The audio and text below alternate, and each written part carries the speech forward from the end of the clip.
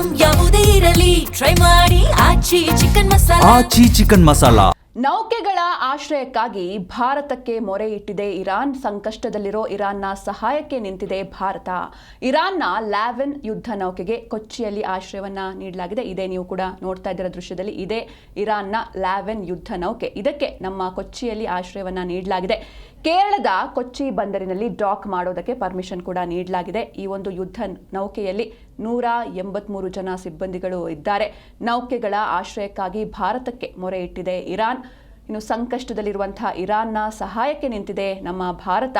ಇರಾನ್ನ ಲ್ಯಾವೆನ್ ಯುದ್ಧ ನೌಕೆಗೆ ಕೊಚ್ಚಿಯಲ್ಲಿ ಆಶ್ರಯವನ್ನ ನೀಡಲಾಗಿದೆ. ಕೇರಳದ ಕೊಚ್ಚಿ ಬಂದರಿನಲ್ಲಿ ಡಾಕ್ ಮಾಡೋದಕ್ಕೆ ಪರ್ಮಿಷನ್ ನೀಡಲಾಗಿದೆ. ಐರಿಸ್ ಲಾವನ್ ಯುದ್ಧ ನೌಕೆಯಲ್ಲಿ 183 ಜನ ಸಿಬ್ಬಂದಿಗಳು ಕೂಡ ಇದ್ರು. ಅಂದರೆ ಇರಾನ್ನಲ್ಲಿ ಈ ಒಂದು ಯುದ್ಧದ ವಾತಾವರಣ ಯಾವಾಗ ಏನಾಗುತ್ತೆ ಅಂತಾನೆ ಗೊತ್ತಾಗ್ತಾ ಇಲ್ಲ. ಹೀಗಾಗಿ ಅಂದರೆ ಎಲ್ಲಿಗೆ ಬಂದು ಬಾಂಬ್ ಬೀಳುತ್ತೆ ಅಥವಾ ಎಲ್ಲಿಗೆ ಬಂದು ಕ್ಷಿಪಣಿಗಳು ಅಥವಾ ಮಿಸೈಲ್ಗಳು ಅಟ್ಯಾಕ್ ಮಾಡುತ್ತೆ ಅನ್ನೋದೇ ತಿಳಿತಾ ಇಲ್ಲ. ಹೀಗಾಗಿ ಅಲ್ಲಿರುವಂತಹ ಯುದ್ಧ ನೌಕೆಗಳಿಗೆ ಒಂದು ಆಶ್ರಯ ಬೇಕು, ಒಂದು ಸೇಫ್ ಪ್ಲೇಸ್ ಬೇಕು. ಹೀಗಾಗಿ ಭಾರತದ ಬಳಿ ರಿಕ್ವೆಸ್ಟ್ ಮಾಡಿದೆ ಇರಾನ್. ಇದರ ಜೊತೆಗೆ ಇರಾನ್ನ ಸಹಾಯಕ್ಕೆ ನಿಂತಿದೆ ಭಾರತ.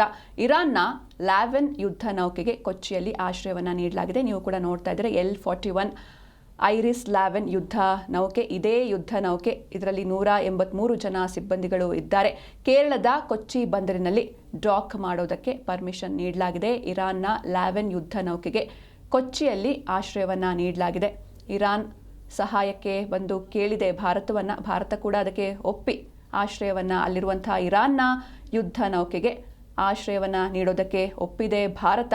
ಐರಿಸ್ ಲ್ಯಾವೆನ್ ಯುದ್ಧ ನೌಕೆಯಲ್ಲಿ 183 ಜನ ಸಿಬ್ಬಂದಿಗಳು ಇರ್ತಾರೆ. ಹೀಗಾಗಿ ಅಲ್ಲಿ ಯುದ್ಧ ನಡೀತಾ ಇದೆ. ಒಂದು ವಾರ ಆದರೂ ಕೂಡ ಯುದ್ಧ ಕಮ್ಮಿ ಆಗ್ತಾ ಇಲ್ಲ. ಅಂದರೆ ದಿನದಿಂದ ದಿನಕ್ಕೆ ಉದ್ವಿಗ್ನತೆ ಇನ್ನಷ್ಟು ಹೆಚ್ಚಾಗ್ತಾ ಇದೆ. ಹೀಗಾಗಿ ನೌಕೆಗಳ ಆಶ್ರಯಕ್ಕಾಗಿ ಭಾರತದ ಮೊರೆ ಇಟ್ಟಿದೆ ಇರಾನ್.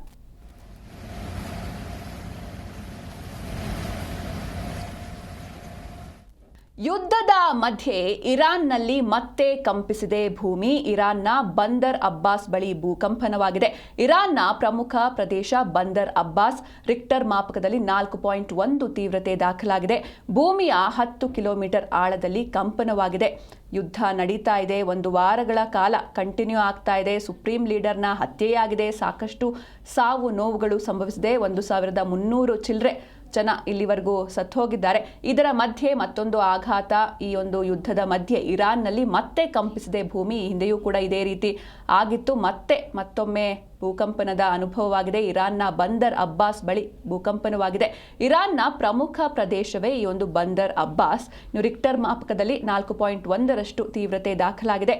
ಭೂಮಿಯ 10 ಕಿಲೋಮೀಟರ್ ಆಳದಲ್ಲಿ ಕಂಪನವಾಗಿದೆ ಎನ್ನುವಂತಹ ಮಾಹಿತಿಗಳು ಸಿಗ್ತಾ ಇದೆ. ಒಂದು ಕಡೆ ಮೇಲ್ನೋಟಕ್ಕೆ ಅಂದರೆ ಮೇಲ್ಗಡೆ ಭೂಮಿಯ ಮೇಲೆ ನೌಕೆಗಳ ಅಂದರೆ ಕ್ಷಿಪಣಿಗಳಾಗಿರ್ಬೋದು, ಡ್ರೋನ್ಗಳು, ಮಿಸೈಲ್ಗಳು ಅಪ್ಪಳಿಸ್ತಾ ಇದೆ. ಇನ್ನೊಂದು ಕಡೆ ಭೂಮಿಯ ಆಳದಲ್ಲಿ ಕಂಪನ ನಡೆದಿದೆ. 10 ಕಿಲೋಮೀಟರ್ ಆಳದಲ್ಲಿ ಕಂಪಿಸಿದೆ ಭೂಮಿ. ಇರಾನ್ನ ಪ್ರಮುಖ ಪ್ರದೇಶ ಬಂದರ್ ಅಬ್ಬಾಸ್. ಇರಾನ್ನ ಬಂದರ್ ಅಬ್ಬಾಸ್ ಬಳಿ ಭೂಕಂಪನ ಆಗಿದೆ.